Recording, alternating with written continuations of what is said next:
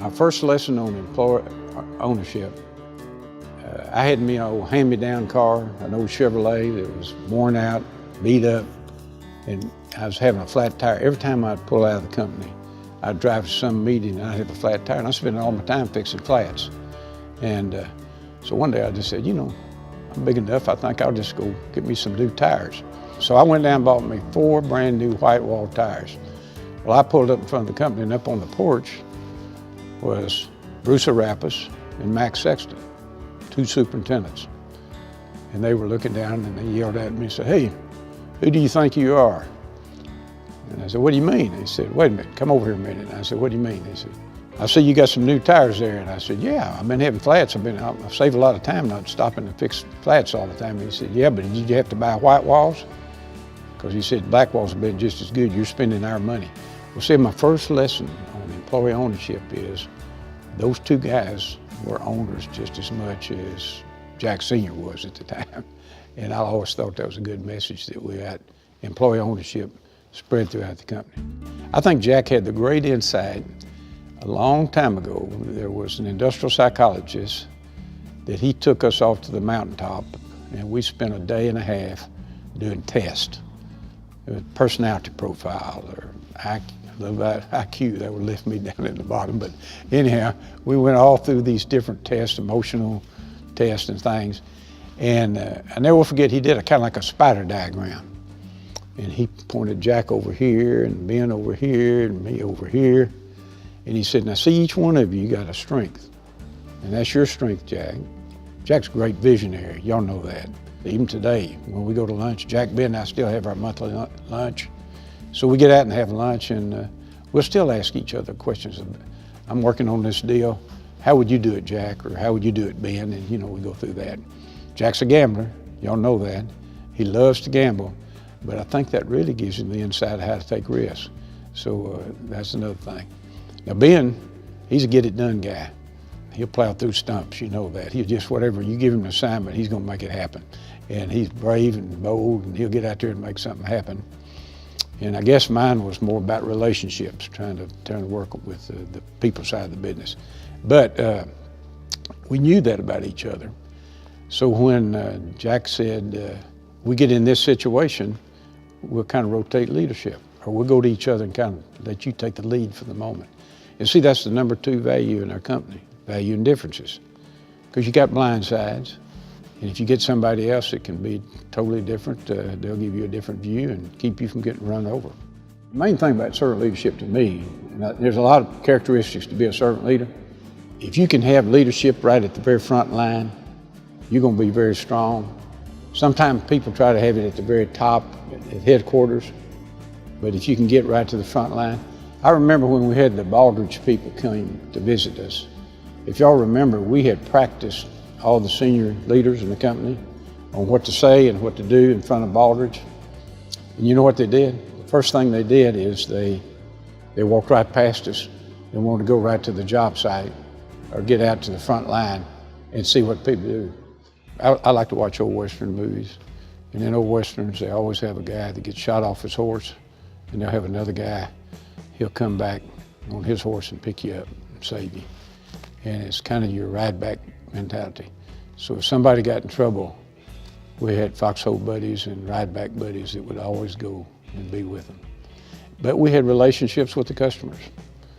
I remember when we had the people turn our trucks over in New Jersey and throw lag boats through there. I went and met the head partner with Lincoln Property, and just kind of like the Godfather up there. But we met in an Italian restaurant one night, and I said, "Marshall," I said, "I don't think we can stay up here if we're going to still fight this battle and try to do the work too."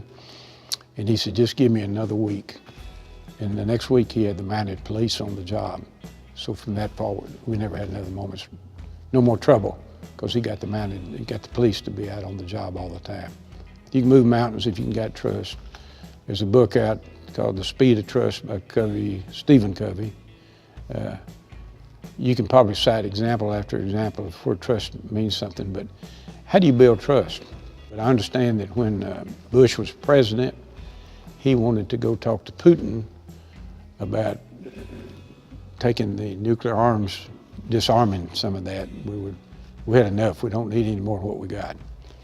But before he went there, he said, I'm going to take him off to the side, and I'm going to talk to him personally. And he asked him a question. He said, your mom took you to the Middle East when you were a young boy. What did that trip mean to you? And she gave you a gift. And what did that gift mean to you? Well, right there, you got into more of a personal relationship before they had to talk about something important big. But at least it set the ground for you to kind of start the conversation. I knew another guy here in Dallas that was in a lawsuit with a big company out of Houston, and they were getting ready to try to work out the details. He took 2 lawyers from here, and he went to Houston. There were like 18 other lawyers for the other side, and his 2 lawyers. This guy turned to him, he said, you know, before I ever start a meeting, I gotta have coffee. He said, really? He said, yeah, is there a coffee shop? He said, yeah, there's one down there. He said, you wanna go down there with me? I'll buy you a cup of coffee. So they went down there, and he just said, well, sit down here at the table before we go back up there with all those lawyers. And he said, where are you from? He said, Wichita Falls. He said, isn't that something? I'm from Vernon. Well, Vernon's just down the road there. Before long, they kind of thought, well, you know, who coached you in football? And the next thing you know, who did this and who did that? And before long, they knew each other. Well, then they went back up and they said, you know, we finally worked out the deal downstairs over coffee. You lawyers can all go home. So see, if you get a relationship built with somebody, you can build the trust to go do something.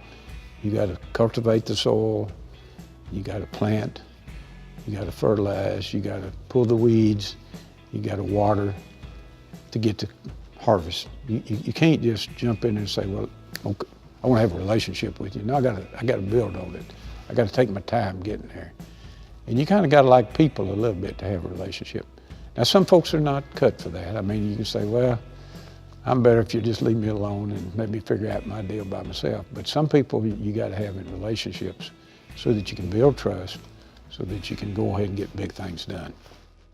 I think we have really done great effort and done a good job, I know, with all the training and the effort on lean and TQM and all that. And I think we've got some of the, our prefabbing strategies, all the things we've done. That'll get you better. You'll be better and you can be strong and be competitive and all that. But if you can ever get with your other teammates, and I'm talking about the architects, I'm talking about the developer, I'm talking about the general contractor, I'm talking about the other subcontractors, I'm talking about the suppliers and the vendors. When they're all in there at the boardroom together and you're trying to lean on each other, how can I help you? That's where you get to 10X. You can really make a difference there. My legacy would be, it's sure been a fun ride. And I think this is just, if I ever was lucky, I could have gone a lot of different ways. But I'm lucky and blessed that I got to come ride on the wave with TD Industries and be with y'all. Great partners, love them all, pulling through hard times and seeing the good that came out of it. I don't know, just mighty lucky. That's all I'd say.